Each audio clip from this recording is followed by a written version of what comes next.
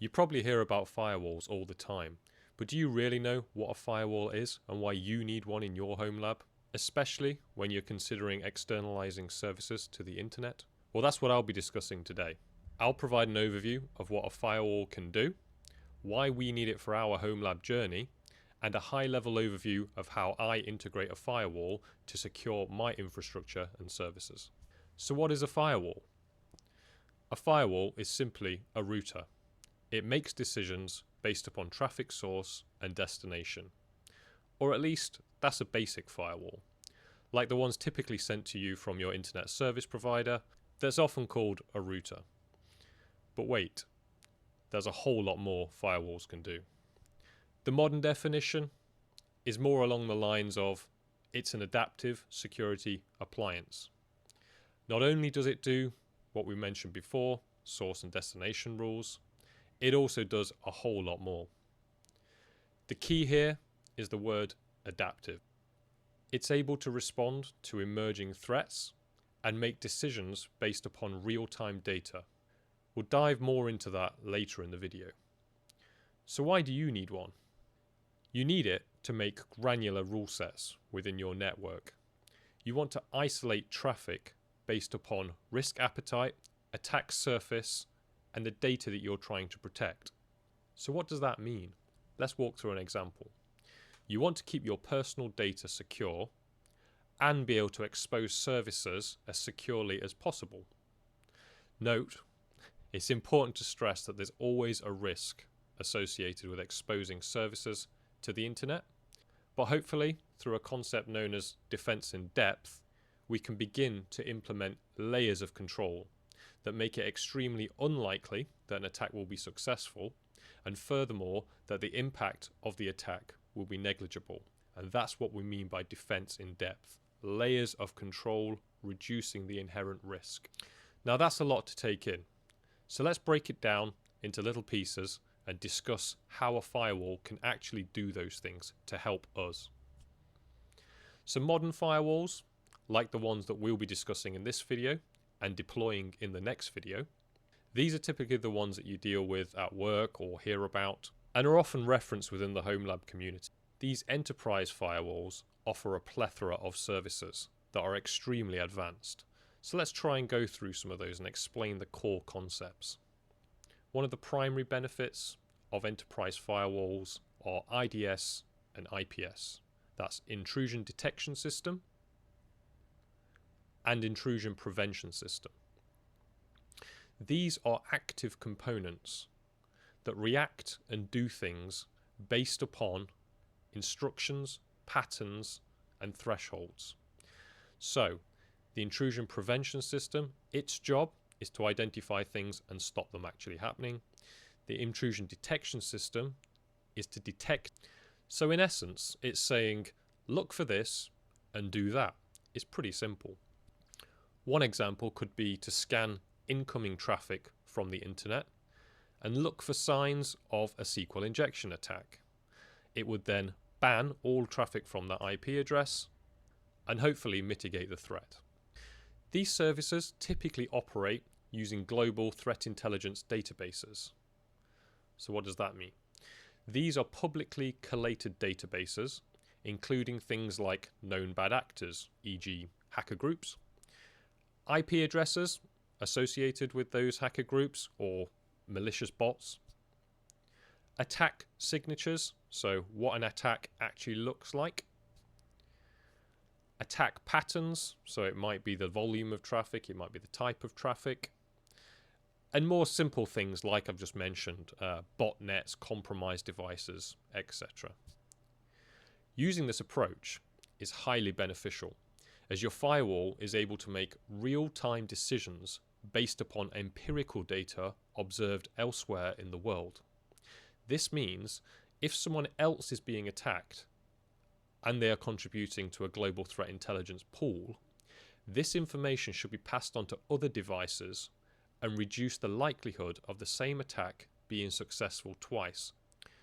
So if company A is attacked, the other firewalls connected to that threat intelligence source should be able to pull those indicators of compromise, those attack patterns, etc., deploy those to the firewall, and then be able to actively mitigate against those threats. As I mentioned earlier, one of the other key benefits of enterprise-grade firewalls, adaptive security appliances, are real-time monitoring.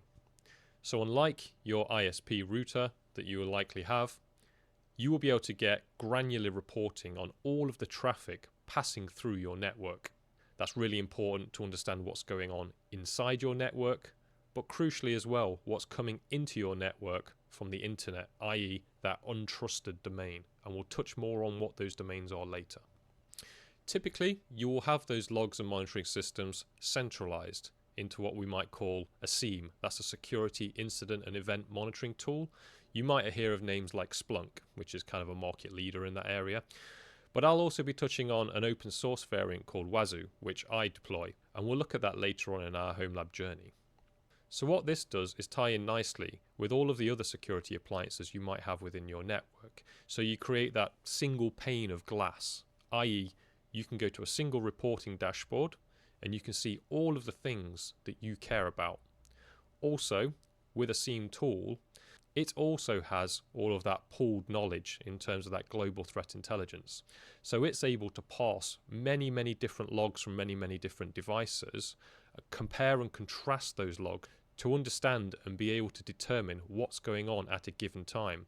i.e. you might have high network traffic in one area of your network, you may suddenly have increased utilization on one of your servers. That might be indicative of an attack, and therefore it would alert you and you'd be able to go and respond to that. It will provide protection through many layers of the OSI model. Now, we haven't touched on the OSI model, but that can be your homework for today.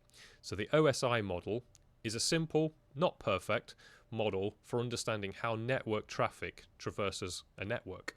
So it starts off at layer 1, the physical layer, i.e. signals, wires, etc., all the way up to that layer 7, which is the actual data packets flowing through at the application layer. Now, enterprise-grade adaptive security appliances not only do sort of the layer 3, looking at IP and banning traffic that way, they also inspect traffic, or can do. So what this means is when you have a encrypted packet, so we're all familiar now with HTTPS and SSL, etc., those are end-to-end encrypted.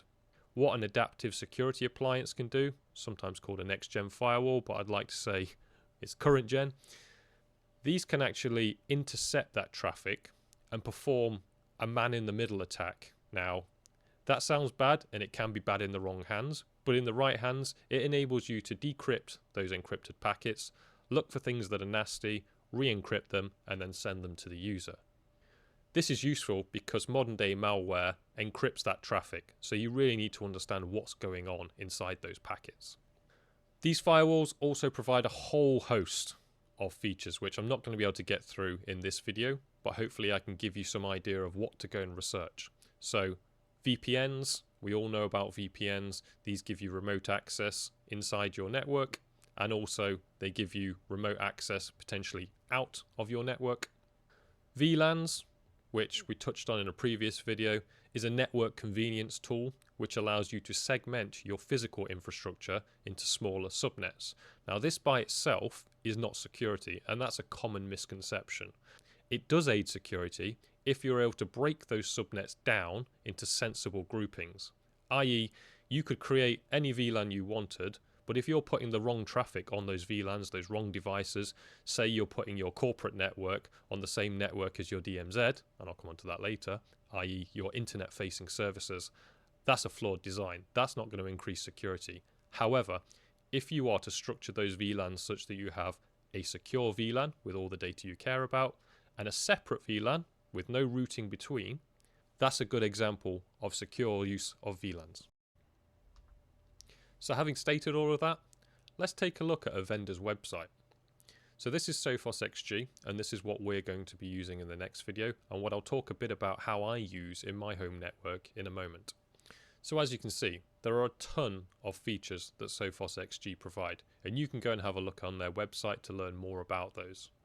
Now, it's also worth noting that Sophos XG isn't the only firewall out there. In fact, there are many, many different brands, and everybody has their own personal preference, same as every organization. Now, I chose Sophos because it did everything I wanted to do, and I found it really easy to use. But I've also used OpenSense, pfSense. They're both great. I highly recommend you go and check them out. And I've also had a Unify, a UDM Pro. I didn't quite get on as well as I wanted to with that, as I found it doesn't quite cater for the sort of more advanced level of enterprise networking and full feature set. And home labbing is all about learning, right? So I actually ended up selling that. But it can be a solid device depending on what you need. And it does integrate nicely within the Unify stack. So again, if you want that single pane of glass, it's a powerful option. So all of the firewalls that I've been talking about range from free. Sophos XG has a free home edition. pfSense has a free edition. OpenSense has a free edition. All the way up to your massive enterprise solutions, your Ciscos, your Junipers, your Palo Altos, which can easily run into 7 figures, if not more, depending on the scale at which you're deploying these solutions. Another important feature of firewalls is the way in which you can use them, i.e., do you want to have a physical box, i.e. like the dedicated server you likely have now, or do you want to run it virtualized? Now, I would strongly advise you start off with a physical firewall. I appreciate that means another device, but it really is an easy way to get to grips with some of the basics. Now, one of the other requirements you're going to need for a firewall is you need a minimum of 2 NICs. That's because you need one for the WAN, the internet connection, the wide area network connection, and you need one for your LAN, your local area connection. This will require one Ethernet cable coming in from your modem into your firewall and one coming out to go into your LAN, most likely your switch. I actually have 2 firewalls in a virtualized setup, and I'll talk a little bit more about that in the next section. The reason I've chosen to go down the virtual route is because I have 2 physical nodes, so it makes sense. Plus, it gives me high availability, which I'll touch on shortly. If you're in the market for some NICs, I recommend a couple of options. You can either buy a second-hand motherboard that's going to have dual NICs attached. I recommend ones with Intel. Or if you're looking for some add-in PCI cards that you want to add to your dedicated server for a virtualized setup, the Intel i210s are great and they are very cheap and readily available. Or if you want to go for a more scalable solution, they do a quad port version, the i350, I think there's the V2 now, which will give you 4 NICs in a single PCIe card. So there's quite a benefit there in terms of density. So I mentioned a little bit about what I have, but let's go on a deep dive. So looking at the physical layer, I've got what probably most of you have. I have a line coming from outside that goes into an ISP provided router. Fine. I'm still a bit old-fashioned and I have a copper telephone wire coming into my house. That's a whole other problem. But effectively what I have is I've turned the ISP router from doing the routing into just becoming a dumb modem. Because I don't want the ISP router doing that routing for me. I want an enterprise-grade firewall doing that for me. So I have an Ethernet cable that runs from one side of the house under the floorboards and goes into my switch. Now that's not an atypical setup. I posted on Twitter and on the YouTube community tab a picture of my setup and why that's an unusual setup. Now typically you would go straight into your firewall, but I have my switch set up so that ports 1, 2 and 3 are all part of their own discrete VLAN. That means that any traffic on those ports cannot talk to anything else on my network. That's good because I don't want any devices exposed directly to the internet. So what this does is the internet goes into port 1 and attached to ports 2 and 3 I have the WAN port of 2 firewalls. So in your setup, you're likely just going to have the Ethernet cable that I have in port 1 just going straight into the WAN port on your firewall. The reason I have this set up is because of the 2 nodes. It allows me to have high availability and failover. One thing you need to be aware of is when going down the virtualization route, if ever you want to turn off your Proxmox host, and you'll want to do this because you'll need to perform upgrades and updates, etc. Each time you do that, the firewall is obviously going to have to turn off, so that will break your network until it reboots. Now, depending on who you live with and what they're doing and what time of the day is, you might get in trouble, so it's best to play safe, and that's why I have a dual firewall setup.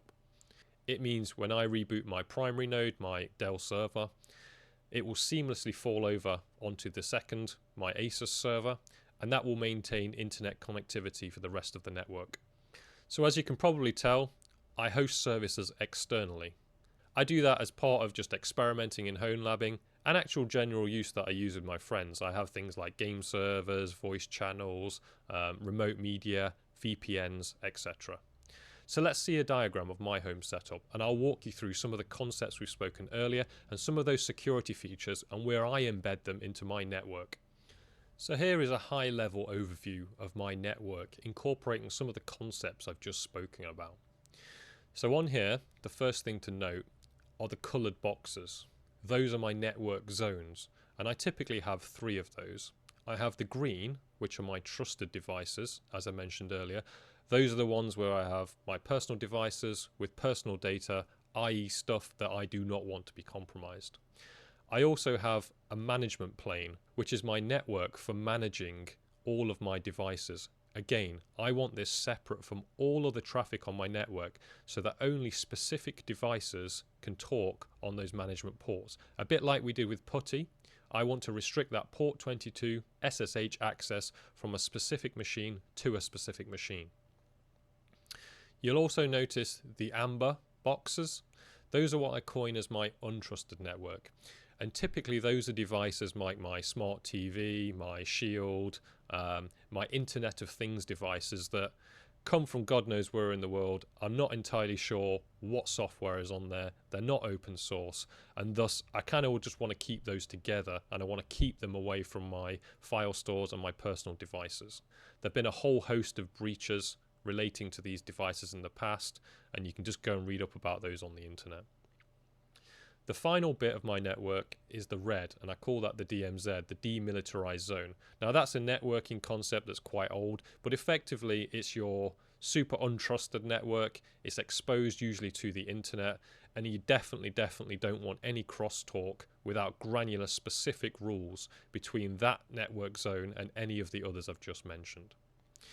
So let's walk through how my internet connection comes into my house, and let's talk about how it flows through that network.